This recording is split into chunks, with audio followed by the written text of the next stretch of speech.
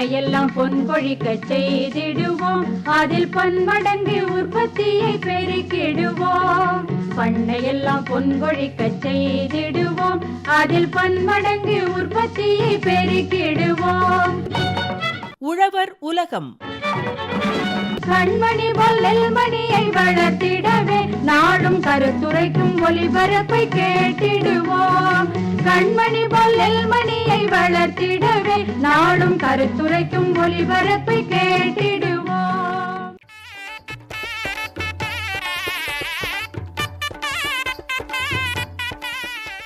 லாபகரமான ஒருங்கிணைந்த பண்ணையம் தொடர் நிகழ்ச்சி.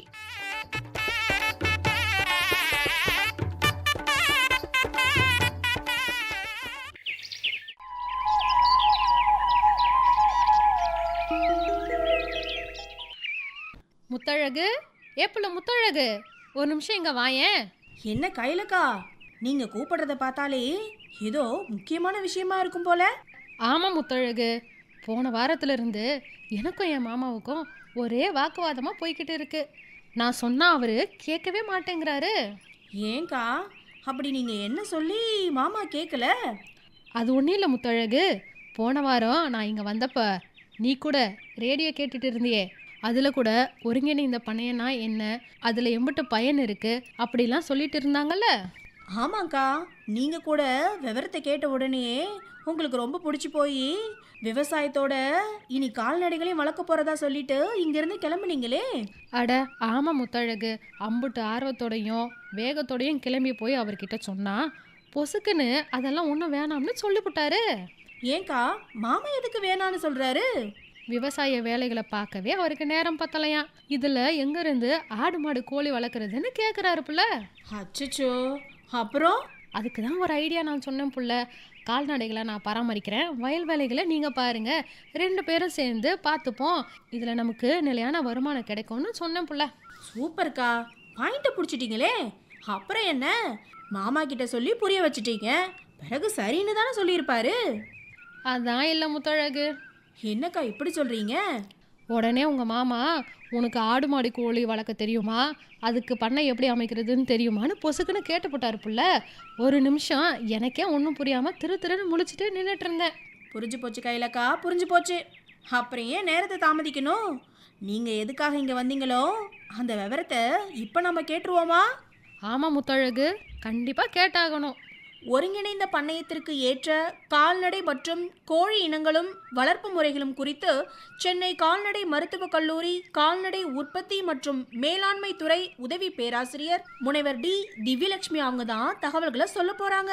நாம கவனமா கேட்போம்.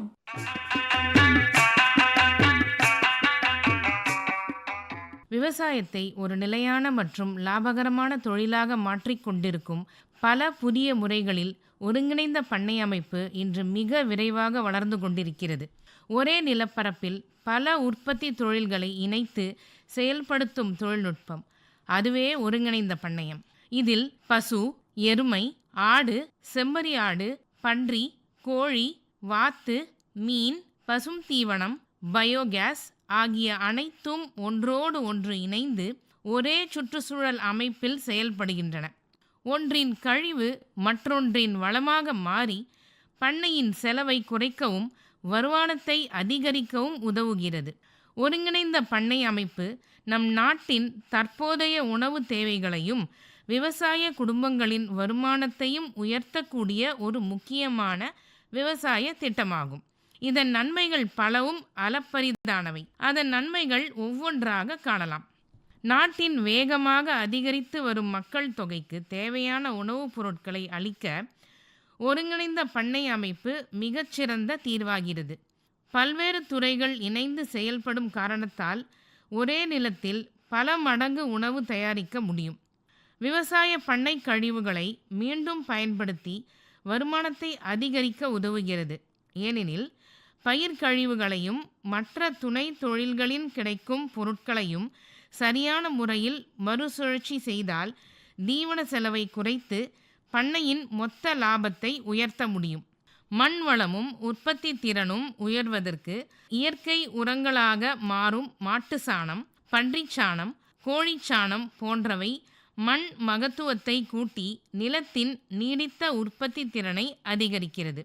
முழுமையான ஊட்டச்சத்து கொண்ட உணவு கிடைக்கும் பொருட்டு முட்டை, பால், மீன், காய்கறி போன்றவை ஒன்றோடு ஒன்று இணைந்து உற்பத்தியாகும் என்பதால் புரதம், கார்போஹைட்ரேட், கொழுப்பு, தாதுக்கள், வைட்டமின்கள் நிறைந்த ஊட்டச்சத்து உள்ள உணவுகள் எளிதில் கிடைக்கின்றன.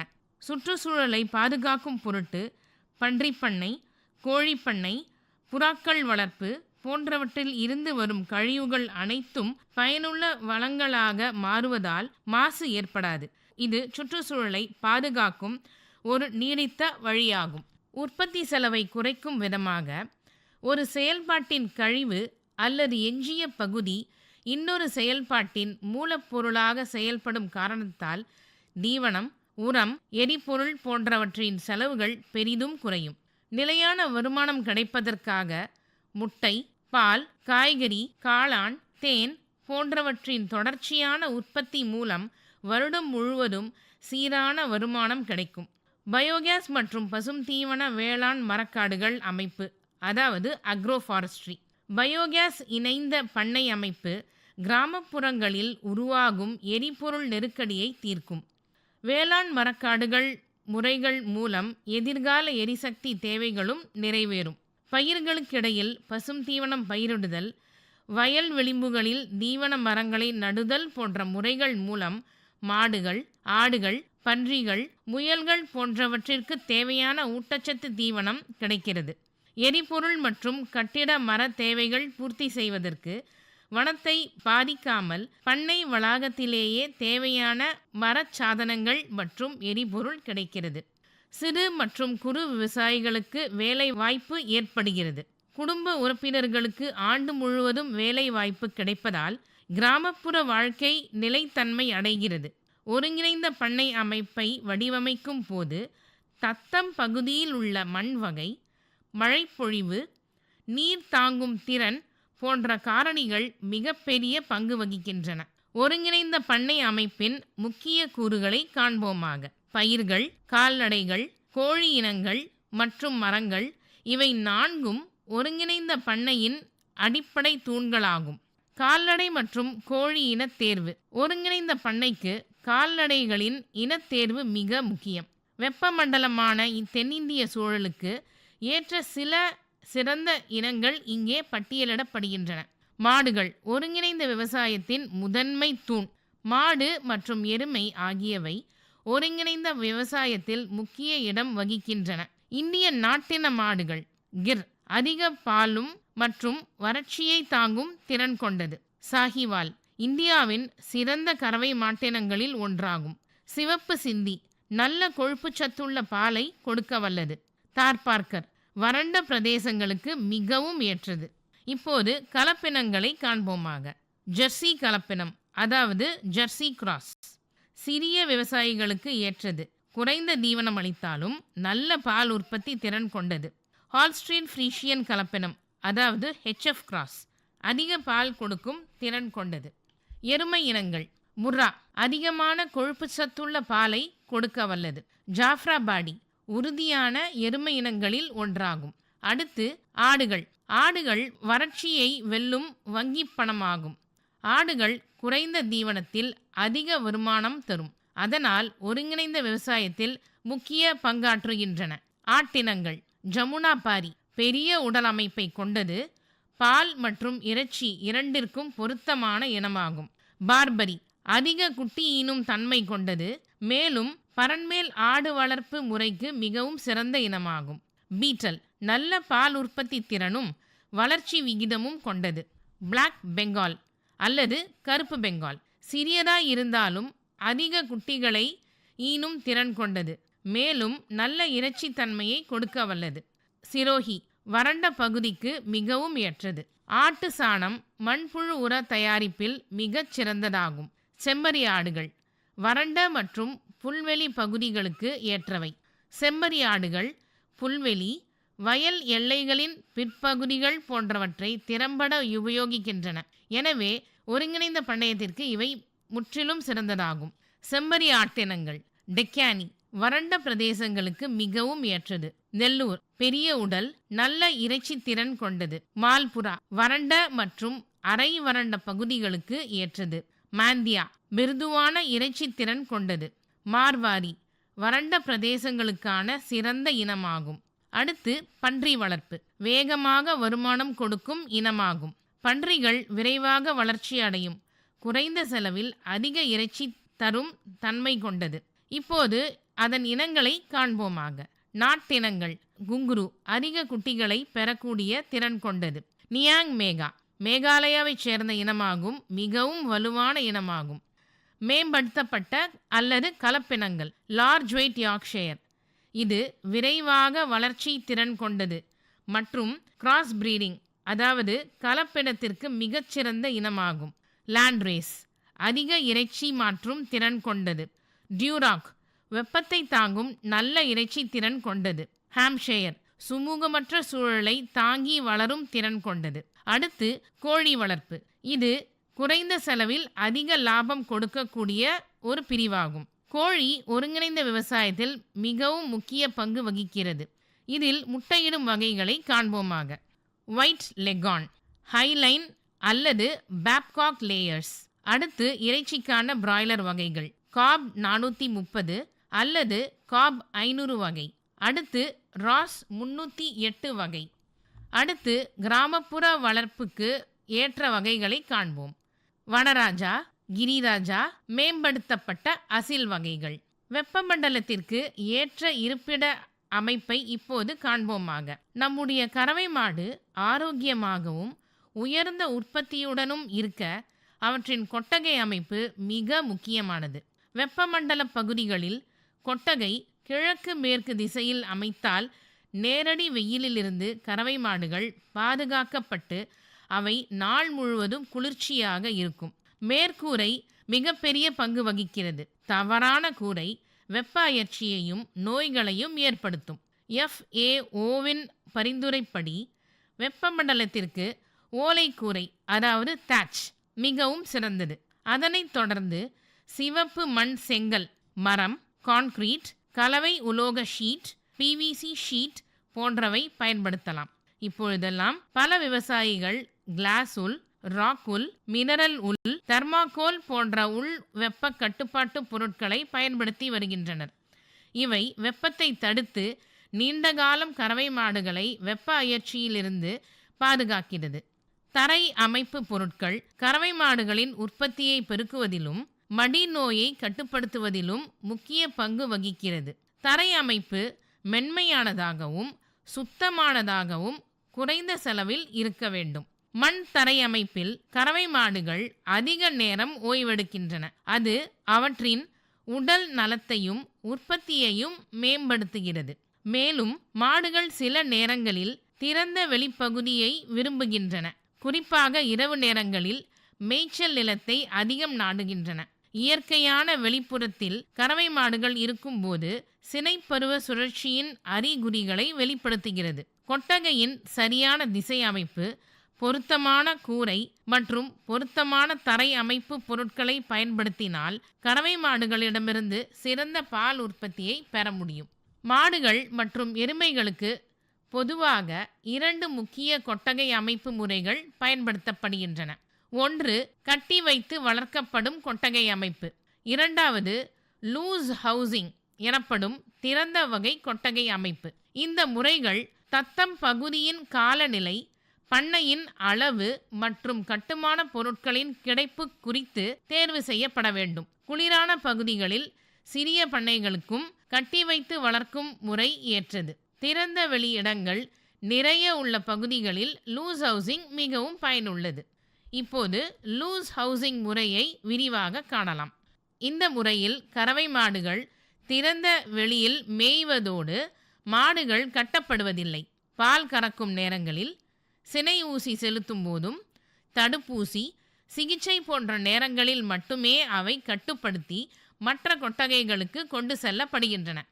திறந்த வெளியில் வெயிலிலிருந்து பாதுகாக்க நிழல் பகுதிகள் அமைக்கப்படுகின்றன. லூஸ் ஹவுசிங் அரை சுவர் அல்லது கம்பி வேலியால் சூழப்பட்டிருக்கும். கறவை மாடுகளை கட்டி வைத்து வளர்க்கும் முறை, அதாவது கன்வென்ஷனல் அல்லது டைபான் எனப்படும் முறை. இப்போது இம்முறையை விரிவாக காணலாம். இங்கு மாடுகள் கயிற்றிலோ அல்லது சங்கிலியாலோ கட்டப்பட்டிருக்கும். தீவனம் அளித்தல், பால் கறத்தல் போன்றவை அந்தந்த இடத்தில் நடைபெறும். இந்த பகுதிகளில் கூரை, சுவர்கள், தரை அமைப்பு மற்றும் சரியான காற்றோட்ட வசதிகள் இருக்கும். மற்ற விதமான கொட்டகை அமைப்பை இப்பொழுது காணலாம். ஃப்ரீ ரேஞ்ச் முறை. இம்முறையில் கறவை மாடுகள் மிகவும் விலாசமான, சில சமயங்களில் ஆயிரக்கணக்கான சதுர மீட்டர் பரப்பளவில் வளர்க்கப்படும் கியூபிக்கிள்கள் உடன் லூஸ் ஹவுசிங் முறை. இம்முறையில் கறவை மாடுகள் ஓய்வெடுக்க தனி தளவாடங்கள் எனப்படும் கியூபிக்கிள்களில் வளர்க்கப்படும். கியூபிக்கிள்களின் அளவு தக்கபடி இருக்க வேண்டும். மிக சிறியதாக இருந்தால் அசௌகரியம் மற்றும் காயங்களும் ஏற்படும். மிக பெரியதாக இருந்தாலும் கழிவு படர்ந்து மாடுகள் அசுத்தமாகிவிடும். மேலும் சுத்தம் செய்வதற்கு அதிக நேரம் தேவைப்படும். இனி பல வகையான ஒருங்கிணைந்த கால்நடை மாதிரிகளை காணலாம். வாத்து மற்றும் மீன் வளர்ப்பு. 30 அடி நீளமும் 20 அடி அகலமும் கொண்ட மீன் குட்டை மற்றும் 10க்கு 8 அடி பரிமாணத்தில் அமைக்கப்பெற்ற வாத்துக்கூண்டில் 50 வாத்துகளும் 300 மிர்கால் வகை மீன் குஞ்சுகளை வளர்க்கலாம். பன்றி மற்றும் மீன் வளர்ப்பு. 30 அடி நீளமும் 20 அடி அகலமும் கொண்ட மீன் குட்டை மற்றும் 10க்கு 8 அடி பரிமாணத்தில் அமைக்கப்பெற்ற கூண்டில் 10 லார்ஜ் ஒயிட் யார்க்ஷயர் இன பன்றிகளையும் 300 கட்லா அல்லது ரோகு இன மீன் குஞ்சுகளையும் வளர்க்கலாம். வெள்ளாடு மற்றும் நாட்டுக்கோழி வளர்ப்பு. பரண்மேல் ஆட்டு கொட்டகை அமைப்பானது உட்புற பரிமாணமும் 100 சதுர அடி வெளிப்புற பரிமாணமும் பெற்றிருக்க வேண்டும். நாட்டுக்கோழிகள் பரணுக்கடியில் உள்ள இடத்தில் வளர்க்கப்படுகின்றன. வெள்ளாடுகள் சிதறிய மிஞ்சிய பசுந்தீவனத்தை முறையே பயன்படுத்துவதினால் இது சிறந்த முறையாகும். மாடு மற்றும் இயற்கை எரிவாயு மற்றும் மண்புழு உற்பத்தி. 2 அல்லது 3 கறவை மாடுகளை கொண்ட இப்பிரிவு இயற்கை எரிவாயு மற்றும் மண்புழு உற்பத்திக்காக பயன்படுத்தப்படுகிறது. ஒரு கன அளவு பரிமாணம் கொண்ட எரிவாயு கிடங்கையும் 800 சதுர அடி மண்புழு உரப்படுக்கையையும் ஒருங்கிணைக்கலாம். முயல் மற்றும் மரவகை தீவனம். இந்த ஒருங்கிணைப்பிற்காக 1500 சதுர அடி நிலப்பரப்பு பயன்படுத்தப்படலாம். முயல்கள் கூண்டிலும் மீதமுள்ள இடத்தில் மரவகை தீவனங்கள் வளர்க்கப்படுகின்றன.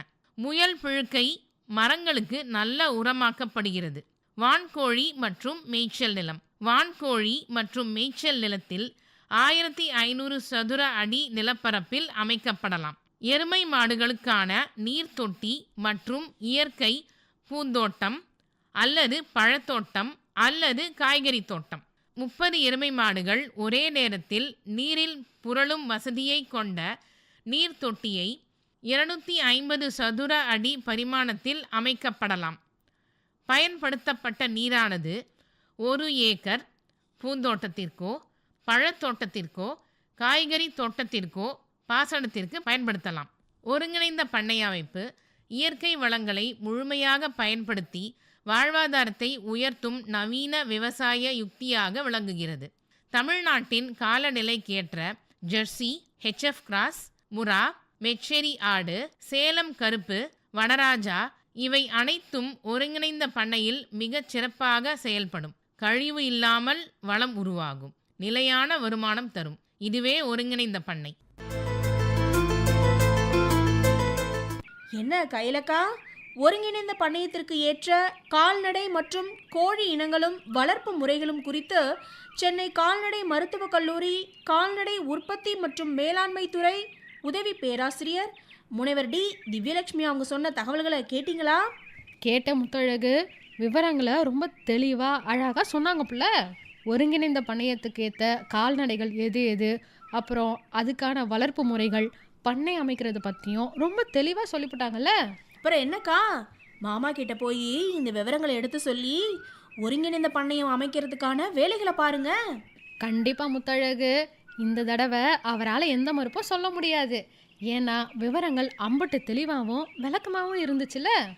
ஆமாம், மாமா கண்டிப்பா ஒத்துப்பாரு. நீங்க இதே சந்தோஷத்தோட போங்க.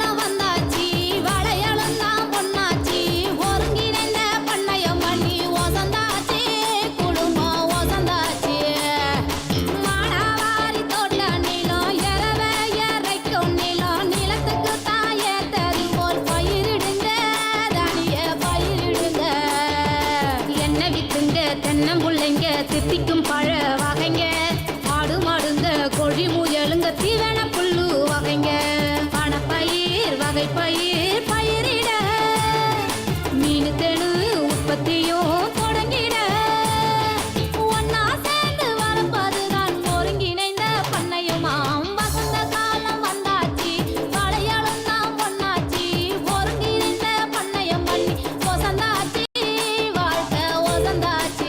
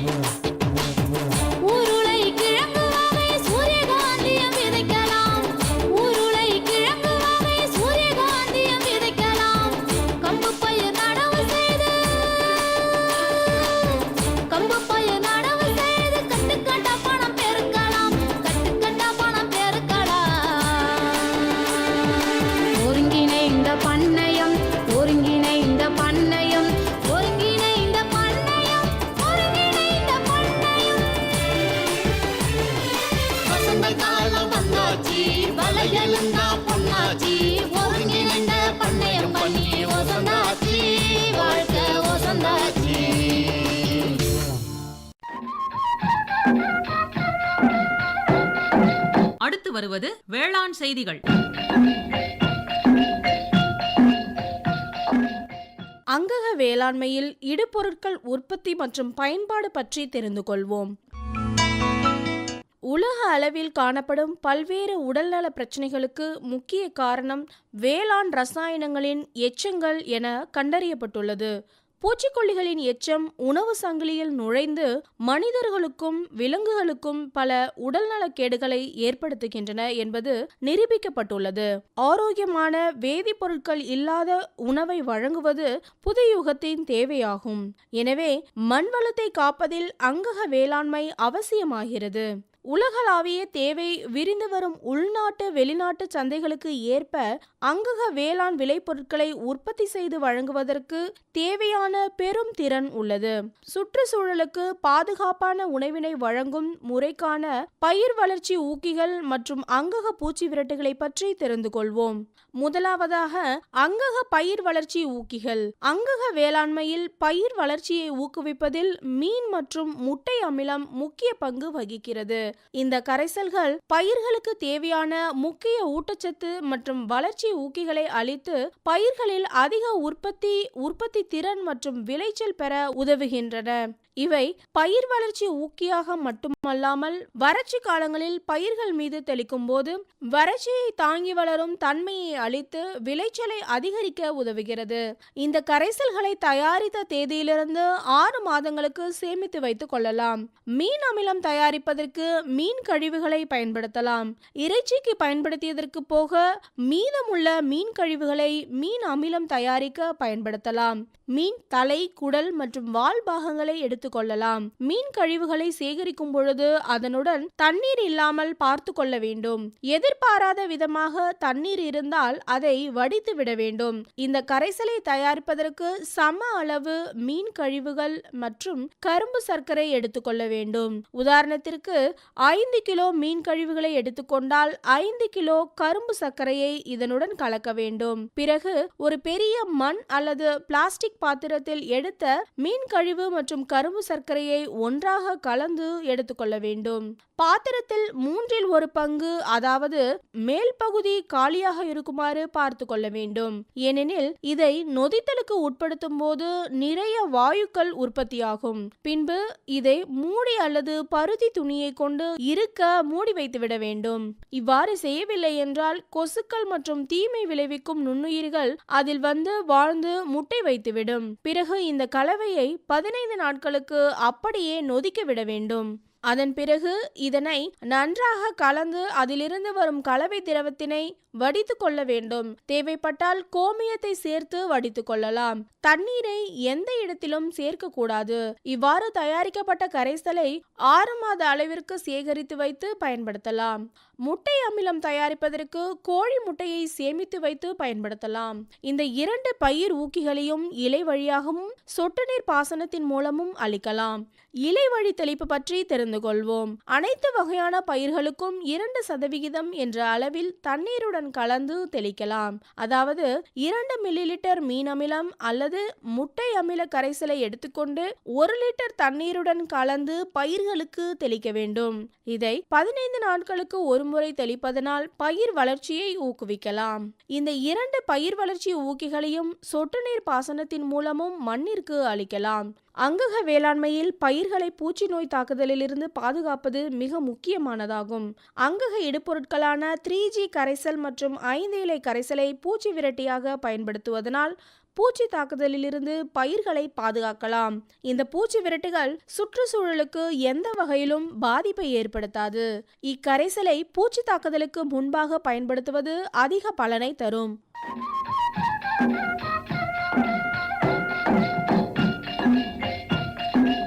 இதுவரை வேளாண் செய்திகள் கேட்டீர்கள்.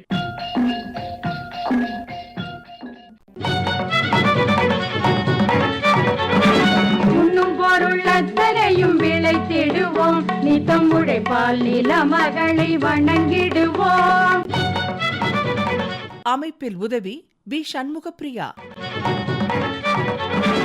உண்ணும் பொருள் அத்தனையும் விளைத்திடுவோம், நித்தம் உழைப்பால் நில மகளை வணங்கிடுவோம்.